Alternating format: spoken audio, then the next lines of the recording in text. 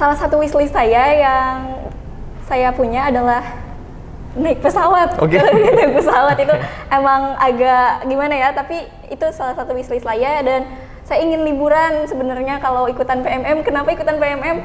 Selain untuk belajar, saya ingin liburan.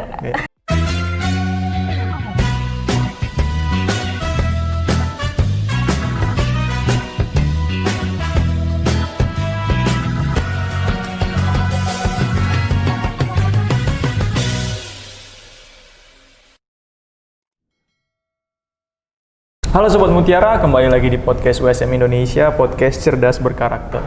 Saya Edo Van Holten Sidabuke, selama beberapa menit ke depan akan menemani Sobat Mutiara semua untuk berbincang-bincang dengan salah satu mahasiswa dari program Pertukaran Mahasiswa Merdeka batch yang ketiga.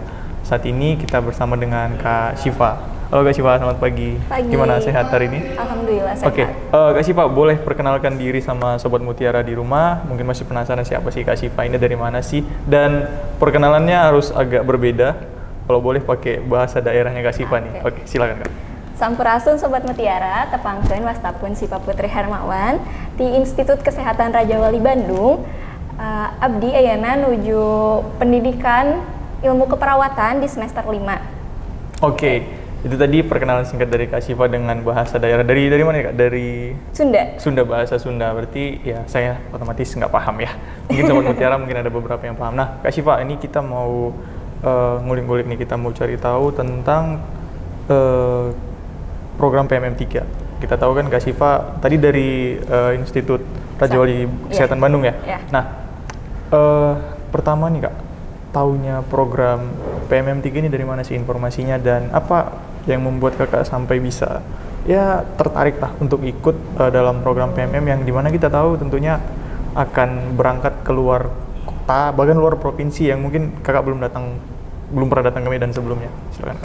Oke, jadi saya pertama kali tahu itu pertukaran mahasiswa ini dari platform Instagram, dikarenakan saya mengikuti salah satu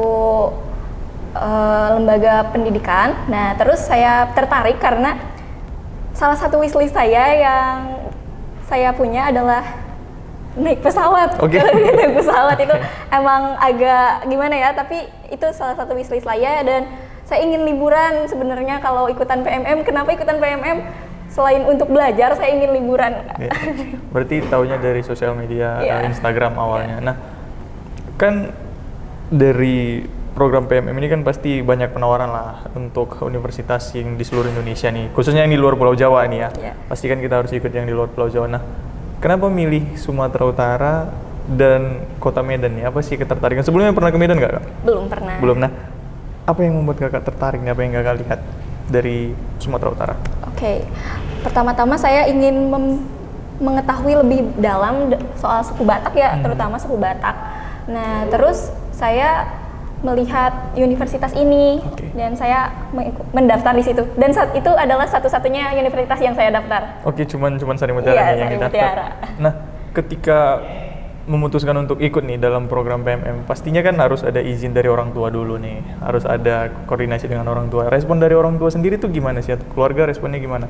Awal-awal saya ngasih tahu saya ikutan program ini pada saat saya sudah mendaftar sebenarnya, baru saya izin. Aku bilang, Mah, gimana aku udah daftar, nanti kalau keterima aku harus keluar pulau. Terus kayak orang tua itu, yang namanya orang tua ada worrying ya? Ya, pasti khawatir. Khawatir katanya. Terus nanti gimana di sana? Tapi alhamdulillah saya berhasil meyakinkan orang tua saya sendiri gitu. Oke, berarti awalnya orang tua nggak tahu nih ya? Iya, nggak tahu. Daftar dulu, baru sampaikan ke orang tua gitu. Iya. Ini trik mungkin buat Sobat Mutiara supaya ya orang tua juga nggak ngelarang-larang terlebih dahulu gitu ya. Nah, dari kampusnya sendiri, dari kampus asal kakak di Universitas Raja Wali, gimana nih responnya, dukungannya lah kita bilang terhadap program PMM ini? Alhamdulillah kampus saya sangat mendukung apapun yang mahasiswanya lakukan, selama itu positif dan memberikan impact baik ke mahasiswanya. Mereka sangat mendukung gitu. Oke, berarti bisa dibilang kampusnya juga mendukung, kemudian juga orang tua juga mendukung. Nah, sudah kuat lah nih fondasinya buat ikut. Nah, saat mau berangkat nih kan, karena kan belum pernah ke Medan tadi kakak bilang ya. persiapan-persiapan ini dari segi ya, karena kan kita tahu tentunya akan bertemu dengan orang-orang baru, kemudian juga belum pernah datang ke Medan dengan situasi Medan yang panas yang luar biasa. Nah, persiapan dari kakak sendiri nih seperti apa sih saat itu? Persiapan saya, orang-orang udah bilang kayak udah ngewanti-wanti saya bahwa orang Medan itu katanya keras-keras, dan saya itu tipe orang yang nggak bisa dibentak, Kak. Nggak bisa dibentak, katanya kamu nanti kalau di sana jangan baperan, jangan gimana-gimana. Ketika mereka ngomong, kamu anggap aja, nggak usah dianggap lah kayak gitu kalau mereka ngomong keras ke kamu. Dan saya belajar dari situ, kayak ngeyakinin diri saya, saya bisa, karena saya sekalinya dibentak itu pasti nangis, Kak. Gitu. Sekarang udah terbiasa gitu. Oke, berarti ada ketakutan juga nih, apalagi kan ya ini mungkin bukan cuma Kak Syifa sendiri yang ngerasa, mungkin bahkan orang Medan juga sendiri ngerasa bahwa ya memang kita keras, kita ngomongnya beda dengan teman-teman yang lain yang mungkin dari Jawa lembut, lebih lebih bisa menata bahasa. Mungkin kalau kita dari Sumatera Utara ini kayak keras gitu, terkadang ngomongnya juga kayak kuat-kuat gitu ya, apalagi orang Batak. Nah, saat pertama kali sampai di Medan nih, Kak, tentunya kan kemarin penyambutannya dari kampus juga, selain dari dijemput dari airport, kemudian ada penjemputan lagi di Sari Mutiara. Ketika pertama kali melihat kampus USM nih, apa yang pertama kali terbesit di benak kakak nih?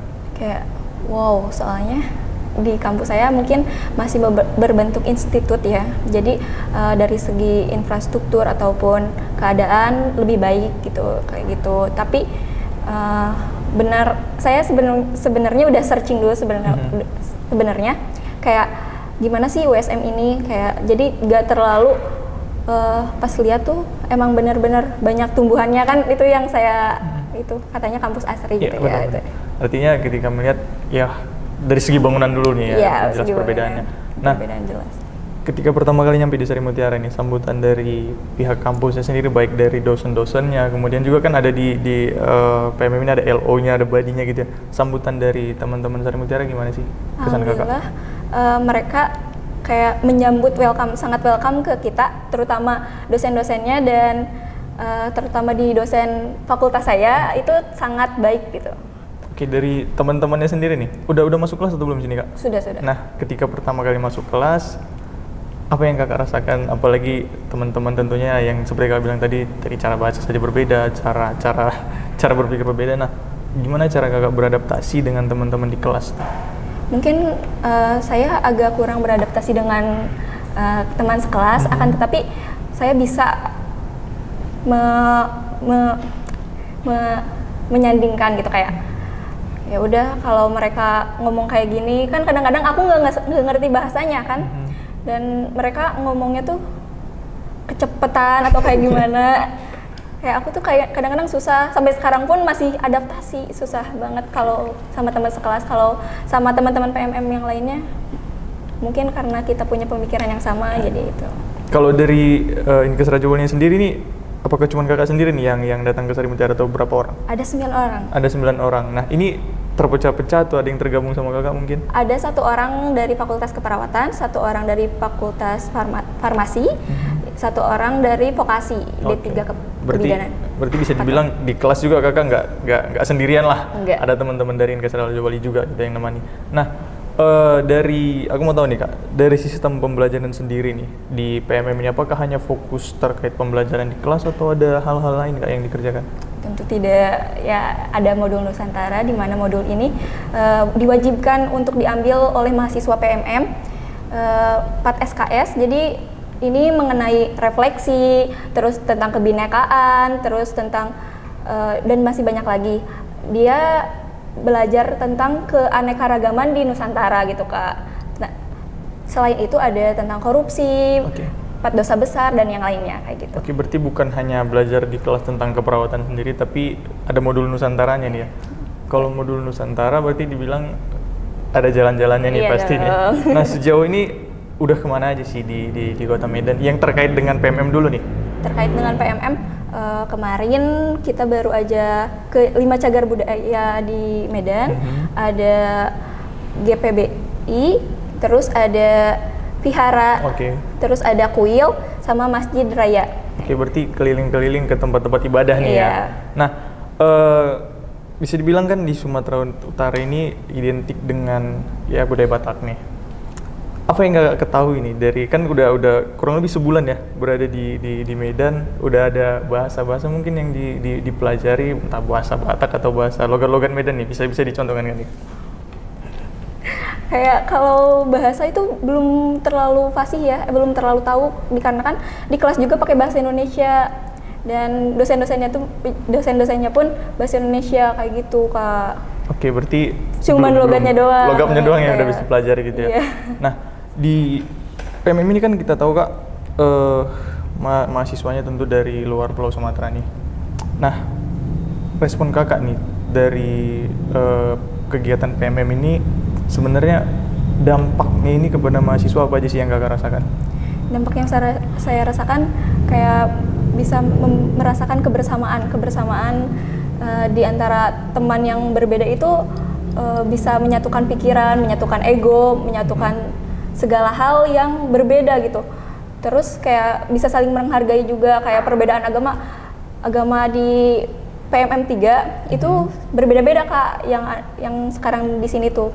Jadi kayak kita saling toleransinya tuh jadi tinggi gitu. Berarti bisa dikatakan program PMM ini ya cukup berdampak lah bagi mahasiswa, terutama dalam penanaman karakter nih ya. Iya. Gimana kita bisa beradaptasi kemudian untuk ya bertoleransi lah antar umat beragama dan budaya nih. Nah, sebelum kita tutup nih Kak, nah ada pertanyaan nih. Mungkin kan Sobat Mutiara di rumah ada mungkin yang belum tahu atau mungkin yang udah tahu pengen ikut tapi belum bisa, nggak lulus. Nah, bisa kasih atau mungkin ada yang sama sekali belum punya ketertarikan nih untuk ikut dalam program PMM yang dimana kita tahu tentunya cukup berguna nih bagi mahasiswa seperti yang Kakak bilang tadi. Bisa kasih tips nggak Kak dan kesan buat Sobat Mutiara supaya bisa tertarik dan ikut dalam program PMM ini? Oke, Sobat Mutiara yang belum tahu PMM itu, PMM adalah suatu kegiatan yang dilaksanakan oleh Kemendikbuddikres yang dimana kegiatan ini adalah kegiatan pertukaran mahasiswa selama 1 semester dan full dibiayai oleh pemerintah.